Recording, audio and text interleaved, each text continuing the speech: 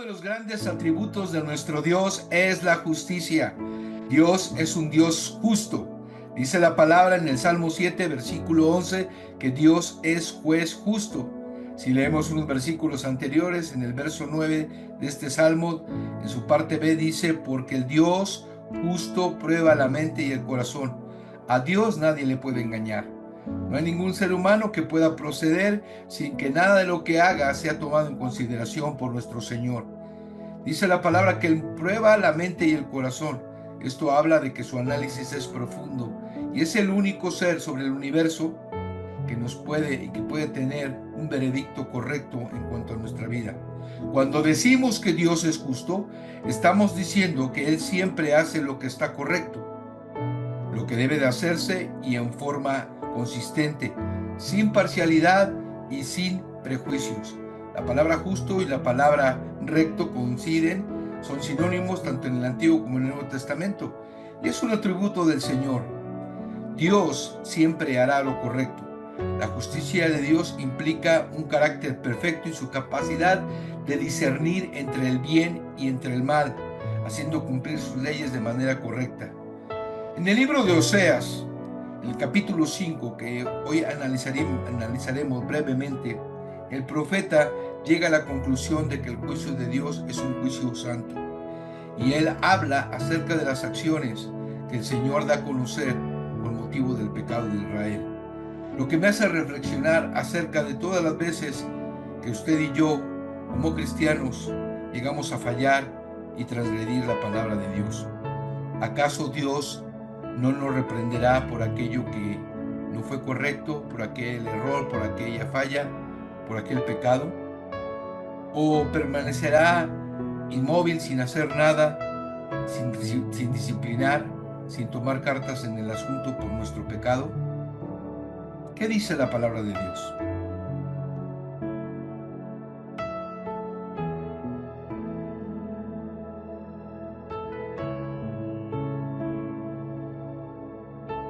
Esta tarde nos ocupa el capítulo 5 de Oseas y en él encontramos grande enseñanza. Y aun cuando pareciera reiterativo lo que dice la palabra de Dios, es palabra de Dios y siempre habrá alguna bendición. En el capítulo 5, no voy a leer todo el capítulo, Dios va a emitir un juicio en contra de 4 sectores de su pueblo. Primero, en contra de los sacerdotes, aquellas personas encargadas del sacrificio y las ofrendas delante de Dios.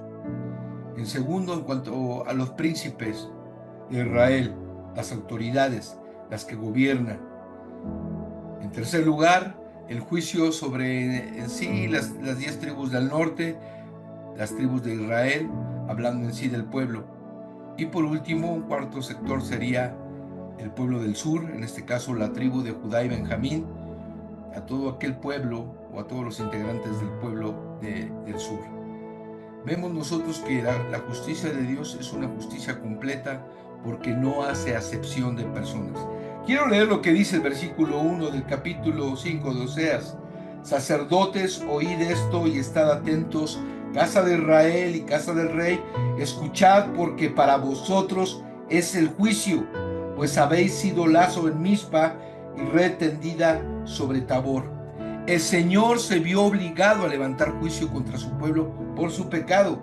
Y llama la atención que aquí se refiere al grupo, al sector de los sacerdotes, porque siendo ellos los principales que debían de tener conocimiento de la palabra de Dios y su vida una vida recta para ser usado como instrumentos, ellos mismos estaban incitando y estaban llevando al pueblo a la idolatría. Por eso Dios hace una mención especial de ellos.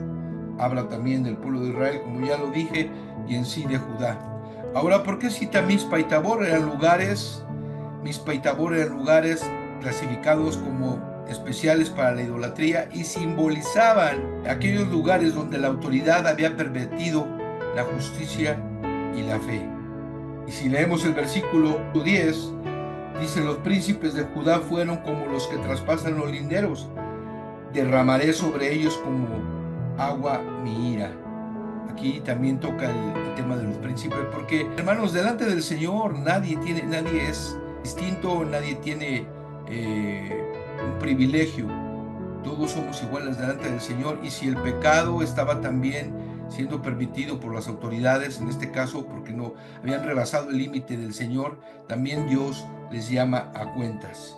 Vemos nosotros un juicio total, y es triste leer cada versículo de estos donde se habla de lo que Dios iba a hacer contra Israel por el pecado que ya había cometido, pecados que ya hemos dicho hasta el cansancio: fornicación espiritual, contaminación humana, soberbia, arrogancia, la rebeldía, traspasar los límites de la ley de Dios, un liderazgo negligente, el ir en pos de dioses paganos, la idolatría, seguir las vanidades de la vida e incluso imitar lo que otros pueblos paganos, que no era correcto delante de Dios, lo hacían ellos.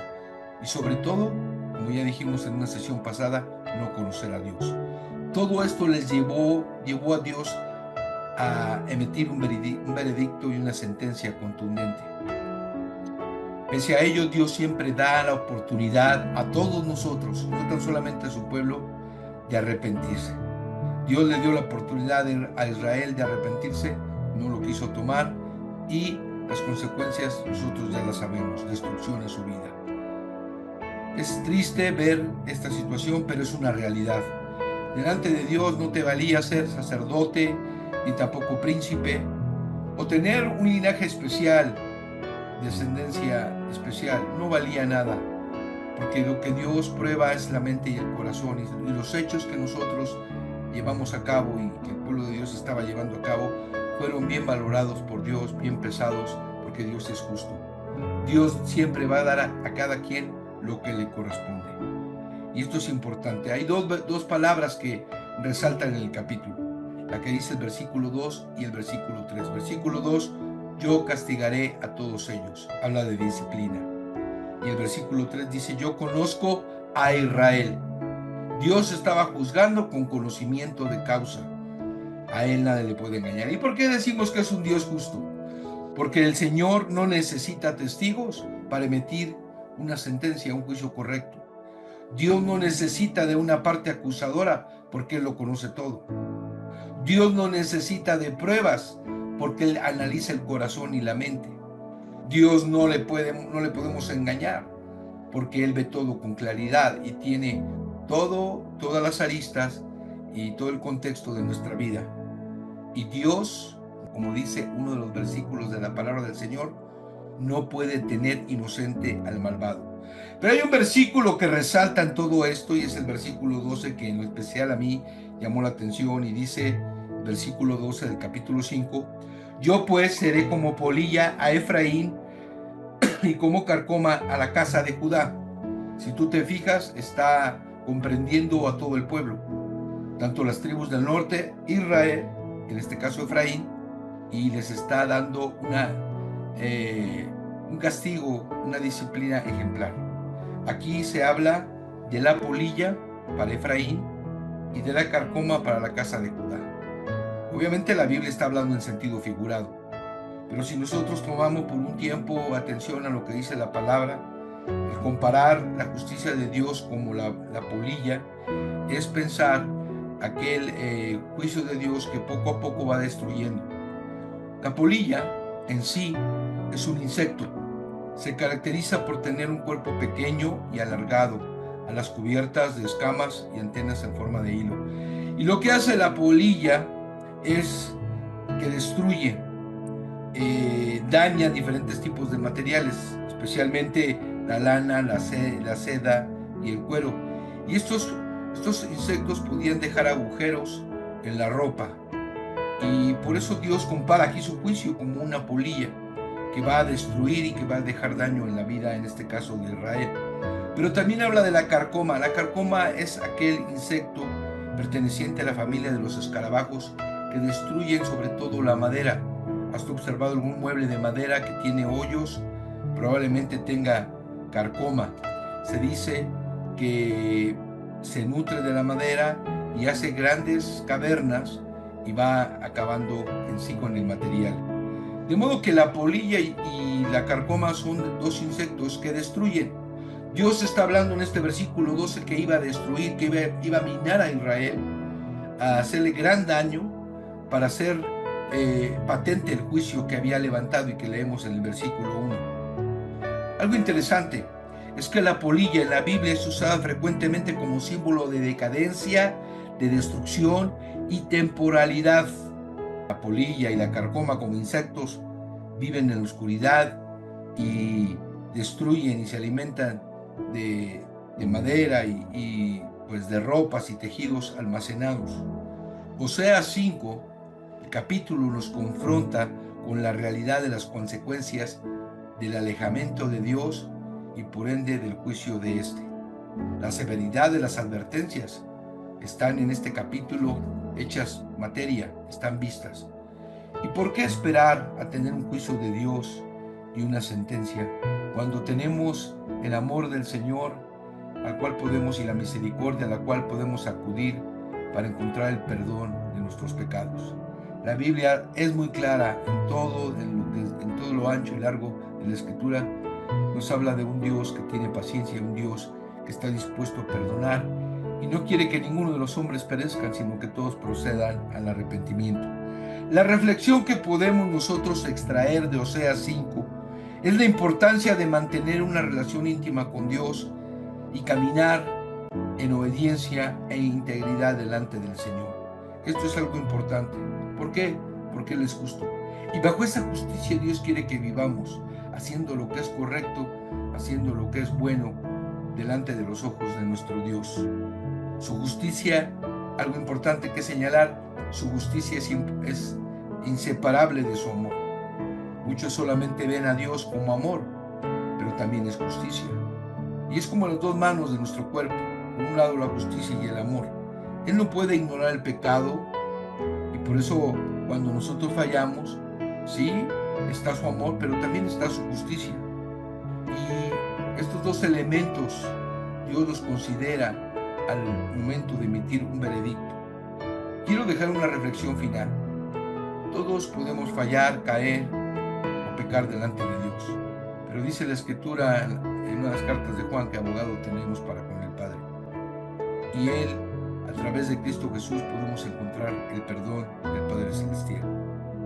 Y la justicia de Dios no es un obstáculo de su amor, porque cuando Jesucristo fue a la cruz del Calvario, el amor y la justicia de Él se abrazaron, y en la cruz encontramos nosotros el perdón por la sangre derramada de Cristo en el Calvario. Y si estás en Cristo, tú puedes vivir y gozar de el perdón que Dios tiene para nosotros. ¿Por qué esperar a lo que menciona Oseas, al juicio de Dios? ¿Por qué esperar consecuencias terribles, que nuestra vida sea destruida y que haya, en lugar de bendición, haya maldición en nosotros? Hermanos, yo les invito a que en el nombre del Señor estemos y veamos, tengamos una retrospectiva de nuestra vida y nos analicemos. Analicemos nuestro corazón, nuestras acciones, y si Dios trae conocimiento de pecado, pidamos perdón.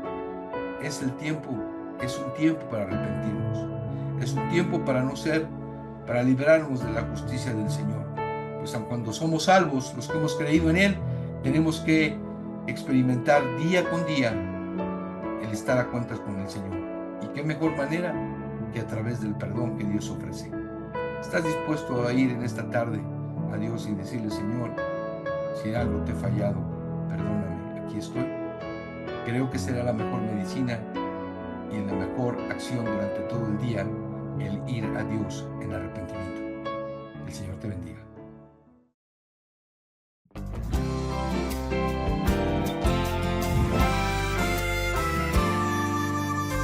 Yo sé del dolor amargo, no sé qué dirá el mañana, se confunde el bien y el mal en mí, pero en todas circunstancias siempre Él me da consuelo sin fin y me siento fuerte en mi interior.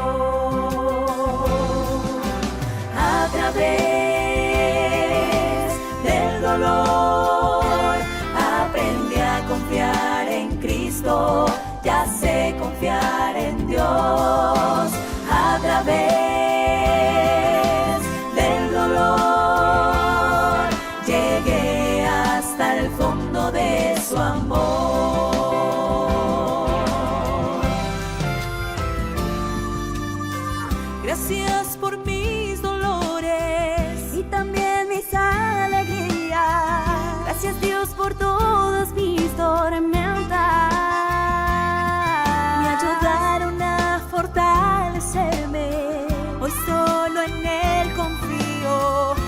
siempre en Él he de confiar. A través del dolor aprendí a confiar en Cristo, ya sé confiar en Dios. A través del dolor llegué hasta el fondo de su amor. A través del dolor aprendí a confiar en Cristo, ya sé confiar en Dios. A través del dolor llegué hasta el fondo de su amor.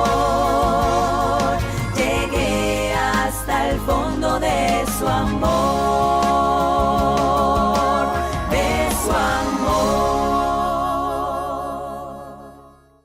No cabe duda que la justicia y el amor del Señor van de la mano, y agradecemos a Dios por esta reflexión de esta tarde, y vamos a hacer una oración para honrar a nuestro Dios. Señor, gracias por tu palabra, por tu amor, por tu verdad. Gracias por las palabras expuestas en este capítulo 5 de Oseas, que nos llevan a entender que solo tú eres santo, Señor. Como santo, como todopoderoso, quieres que nosotros vivamos en integridad. Señor, ayúdanos a serte fieles y a vivir una vida correcta delante de ti. Gracias por la lección de esta tarde. En el nombre de Jesús. Amén. El Señor les bendiga. Nos vemos en la próxima sesión. Bendiciones.